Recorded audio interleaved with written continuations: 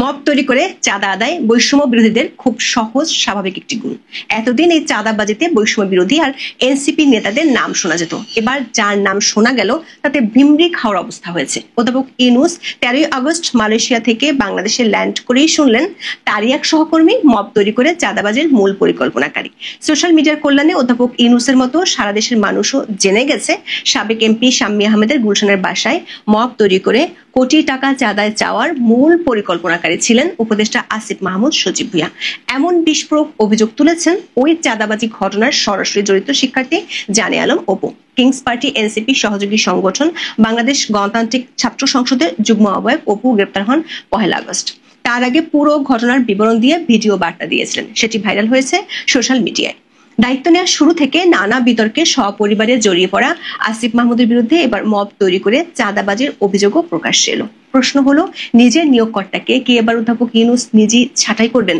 দেশে বিদেশে বহু কিছুর তদন্তকারী দুদক কি এখনো জেগে জেগে ঘুমাবে, নাকি এসব গোয়েন্দা সংস্থাগুলো কারসাজি বলে স্বভাবসুলভ ভঙ্গিতে হজম করে ফেলবে? আর উপদেষ্টা আসিফ এই চাঁদাবাজির টাকাগুলো দিয়ে যদি আগামী নির্বাচনে লড়েন, তাহলে অর্থ উপদেষ্টা কি টাকাগুলোকে কালো টাকা হিসেবে গণ্য করবেন? বিস্তারিত জানতে চলুন যাওয়া যাক বিশ্লেষণ। আওয়ামী লীগের বেশিরভাগ নেতা দেশ ছাড়া, কেউ কেউ ঘর ছাড়া, যারা আছেন তাদের চলতে হয় চাঁদা দিয়ে। জুলাইয়ের শেষ দিকে গুলশানে আওয়ামী লীগের সাবেক এমপি শাম্মীর বাসায় 50 লাখ টাকা চাঁদা আনতে গিয়ে হাতে নাতে ধরা পড়ে বৈষম্য বিরোধী নেতারা। গত 1 বছর ধরে বৈষম্য বিরোধী আর এনসিপি নেতাদের চাঁদাবাজির রাম রাজত্ব চলছে। গুলশানের ঘটনায় সেটি প্রকাশের পর আইওয়াসের জন্য বৈষম্য বিরোধীরা সারা দেশে তাদের কমিটি বিলুপ্ত করে, কিন্তু তারপরও সরকার সমর্থক কিংস পার্টির নেতাদের চাঁদাবাজি আর দৌরাত্ম্য থেমে নেই। 13 আগস্ট রাতে সামাজিক মাধ্যমে ছড়িয়ে পড়া একটি ভিডিও থেকে বোঝা গেল এর আসল হেতু। কারণ এসব চাঁদাবাজির পেছনে আছে রাঘব বোয়াল, যারা একেবারে অধ্যাপক ইউনূসের নিয়োগকর্তা বলে পরিচিত। অভিযোগ উঠেছে খোদ উপদেষ্টা আসিফ মাহমুদ সজীব ভুঁইয়ার বিরুদ্ধে। এই অভিযোগ তুলেছেন খোদ কিংস পার্টির সহযোগী ছাত্র সংগঠনের এক নেতা, বাংলাদেশ গণতান্ত্রিক ছাত্র সংসদের সাবেক যুগ্ম আহ্বায়ক জানে আলম অপু। তিনি ভিডিও বার্তায় দাবি করেন আসিফের পরিকল্পনাতেই গুলশানের সাবেক এমপি শাম্মী আহমেদের বাসায় চাঁদাবাজি হয়েছিল। ঘটনাক্রমে এর সঙ্গে জড়িয়ে পড়েন অপু। শাম্মীর বাসায় যাওয়ার ঠিক আগে ভোর রাতে গুলশানে ওয়েস্টিন হোটেলের পাশে বিনা প্রটোকলে গিয়েছিলেন আসিফ মাহমুদ। তিনি অপু সহ অন্যদের সব পরিকল্পনা বুঝিয়ে দিয়ে একটি মোটর সাইকেলে চড়ে ঘটনাস্থল ত্যাগ করেন। এই সময় একটি সিসিটিভি ফুটেজও প্রকাশ করেন অপু। সংরক্ষিত আসনে আওয়ামী লীগের সাবেক এমপি শাম্মী আহমেদের গুলশানের বাসায় 17 জুলাই সকালে হানা দেয় শিক্ষার্থীদের একটি মব। এর নেতৃত্বে ছিলেন বৈষম্য বিরোধী ছাত্র আন্দোলনের সম্মিলিত বেসরকারি বিশ্ববিদ্যালয় শাখার ভারপ্রাপ্ত আহ্বায়ক আব্দুর রাজ্জাক রিয়াদ। এই সময় স্বামীকে বাসায় পাওয়া যায়নি, তবে তার স্বামীর কাছে 50 লাখ টাকা চাঁদা দাবি করেন রিয়াদ। পরে তাৎক্ষণিকভাবে 10 লাখ টাকা দেন সাবেক এমপি স্বামী। এরপর বাকি টাকা আদায়ে চাপ দিলে ঘটনাটি প্রকাশ হয়ে যায়। এরপর 26 জুলাই রিয়াদ সহ 5 জনকে গ্রেপ্তার করে পুলিশ। প্রায় 1 সপ্তাহ পর গোয়েন্দা পুলিশের হাতে গ্রেপ্তার হন মামলার অন্যতম আসামি অপু। তবে গ্রেপ্তারের আগে পুরো ঘটনার বিবরণ তুলে ধরে একটি ভিডিও তৈরি করেছিলেন অপু। বন্ধুদের বলেছিলেন গ্রেপ্তার হওয়ার পর সেটি যেন অনলাইনে প্রকাশ করা হয়। অবশেষে 13 আগস্ট সোশ্যাল মিডিয়ায় ভাইরাল হয়েছে ভিডিওটি। অপু দাবি করেন 17 জুলাই শাম্মী আহমেদের বাসায় হানা দেওয়ার কিছু আগে অভিযান তদারক করতে গুলশানের সরকারি কোনো প্রোটোকল ছাড়াই হাজির হন উপদেষ্টা আসিফ মাহমুদ। এমনকি তিনি অপুর সঙ্গেও কথা বলেন। সবকিছু বুঝিয়ে দেওয়ার পর হেলমেট মাথায় একটি মোটর সাইকেলে চড়ে ঘটনাস্থল ত্যাগ করেন। এরপরে সাবেক এমপির বাসায় রিয়াদের নেতৃত্বে হানা দেয় একদল ছাত্রের মব। এই অভিযানের বিষয়টি স্থানীয় পুলিশকে জানানো হয়েছিল বলে দাবি করেছেন অপু।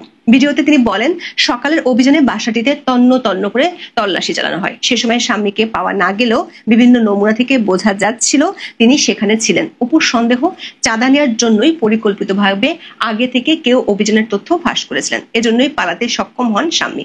বাসার তল্লাশির পরে শুরু হয় আসল নাটক।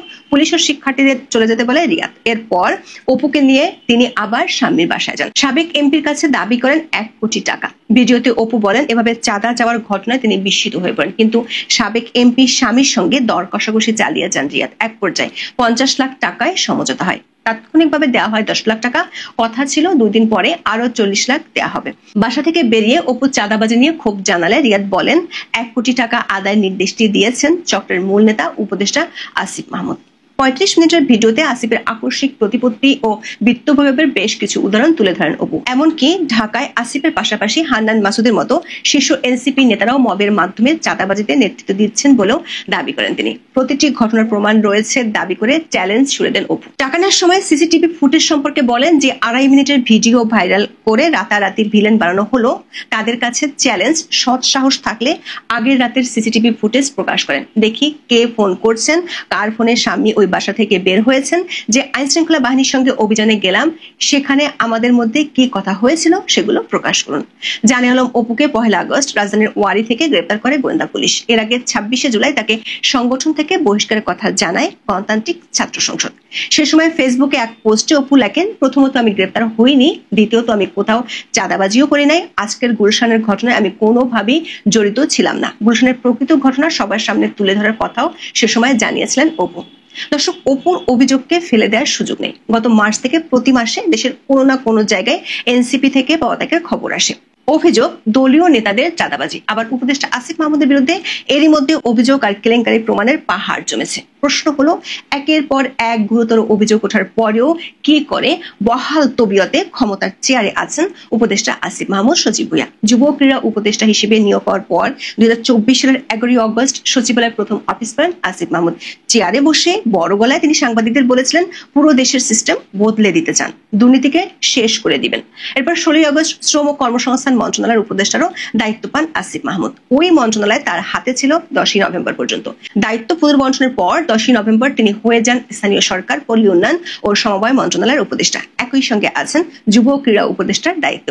ছাত্র থেকে রাতারাতি সরকার উপদেষ্টা বনে যাওয়া আসিফ মাহমুদের প্রভাব ও দূরত্ব বাড়তে সময় লাগেনি। কেবল তিনি নন, পরিবারের সদস্যদের বিরুদ্ধেও নিয়মিত বিরোধিতা আসছে গুরুতর অভিযোগ। তার বাবার দাপটে ত্রাসের রাজত্ব কায়েম হয়েছে কুমিল্লার মুরাদনগরে। ক্ষমতার চেয়ারে বসার প্রথম দিন দুর্নীতির সিস্টেম বদলে দেওয়ার ঘোষণা দেয়া আসিফের হেলিকপ্টারে চড়ে কম্বল বিতরণের বিলাস ব্যাপক সমালোচনার জন্ম দেয় 4 মাসের মধ্যে। গত বছরের 17 নভেম্বর প্রকল্প বাস্তবায়নের ক্ষেত্রে সব ধরনের দুর্নীতি ও স্বজনপ্রীতি বন্ধ করতে কর্মকর্তাদের নির্দেশ দেন স্থানীয় সরকার উপদেষ্টা। এর 5 মাস পরে খবর বের হয় কুমিল্লা এলজিডির ঠিকাদারি লাইসেন্স নিয়েছেন আসিফের বাবা বিল্লাল হোসেন। বিষয়টি নিয়ে আলোচনা সমালোচনার মুখে বাতিল করা হয় সেই লাইসেন্স। অন্যদিকে আসিফের পিএস মোয়াজ্জেম হোসেনের বিরুদ্ধেও দুর্নীতির মাধ্যমে প্রায় 400 কোটি টাকা আয়ের অভিযোগ ওঠে।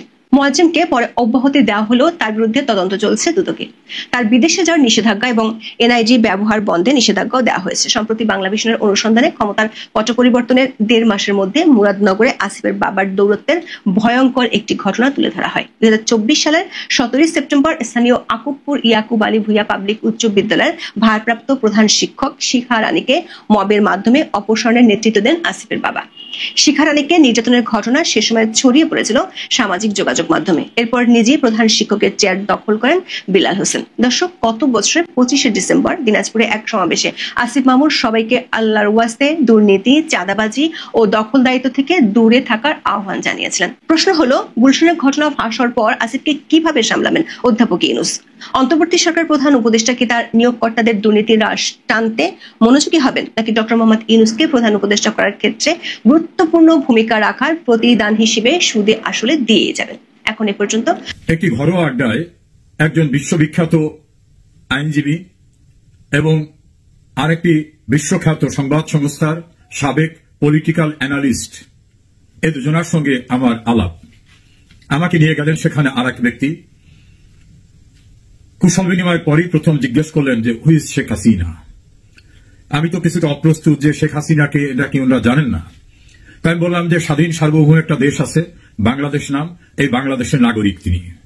দ্বিতীয় প্রশ্ন করলেন what is her legal status, তার আইনগত স্ট্যাটাসটা কি। আমি বললাম তিনি বাংলাদেশের নির্বাচিত প্রধানমন্ত্রী। দ্বিতীয় প্রশ্ন হল বাংলাদেশের নির্বাহী প্রধান তো একজন ইন্টারিম গভর্নমেন্টের প্রধান, Nobel laureate doctor Mohammad Yunus. তো একটা দেশে কি 2জন নির্বাহী প্রধান থাকতে পারে কিনা? তাদের এই প্রশ্নের জবাবে আমি বললাম যে বাংলাদেশের লিগালি ইলেক্টেড যে প্রসেস, যেটা কনস্টিটিউশনের আওতায় হয়, সেই প্রসেসের মধ্য থেকে শেখ হাসিনা প্রধানমন্ত্রী নির্বাচিত হয়েছেন এবং বাংলাদেশের সংবিধানের 55 অনুচ্ছেদ থেকে 57 অনুচ্ছেদের বিষয়গুলি তাদেরকে আমি পড়ে শোনালাম। সেখানে কিভাবে সরকার গঠন হবে, সরকার প্রধান কে হবেন, সরকার প্রধানের পদ অর্থাৎ প্রধানমন্ত্রীর পদ কিভাবে শূন্য হয়, সে বিষয়গুলি তাদের ব্যাখ্যা করলাম। দ্বিতীয় কোশ্চেন ছিল আমাকে যে in that case under what legal status Nobel laureate doctor Mohammad Yunus is performing the function executive function of the government. আমার কাছে তাদের এই যে প্রশ্নটা ছিল যে তাহলে কোন আইনের আওতায়, কোন আইনের অধীনে নোবেল লরিয়েট ডক্টর ইউনুস বাংলাদেশের নির্বাহী কাজ চালাচ্ছেন। আমি বললাম এটা সম্পূর্ণরূপে আইনের পরিপন্থী। আমি দ্বিতীয়বার আবার বাংলাদেশের সংবিধানের প্রথম থেকে কয়েকটি গুরুত্বপূর্ণ অনুচ্ছেদ পড়ে শুনিয়ে বললাম যে supreme law of the land, that is the supreme law of Bangladesh is its constitution. বাংলাদেশের সর্বোচ্চ আইনটি হচ্ছে সংবিধান, এবং সেই সংবিধানের আইনের 7 অনুচ্ছেদে মানুষের ক্ষমতার কথা বলা হয়েছে। 7-এর 2 অনুচ্ছেদে এই সংবিধানের পরিপন্থী কোনো আইন করা যাবে না, কোনো ব্যবস্থা করা যাবে না, সেটা বলা হয়েছে। যদি করা হয় তাহলে সেটা যতটুকু সংবিধানের সঙ্গে সাংঘর্ষিক ততটুকু বেআইনি হিসাবে গণ্য হবে, এবং যদি এরকম কাজ কেউ করে তাহলে সংবিধানের 7-এর এ অনুচ্ছেদ অনুযায়ী তার কৃতকর্মকে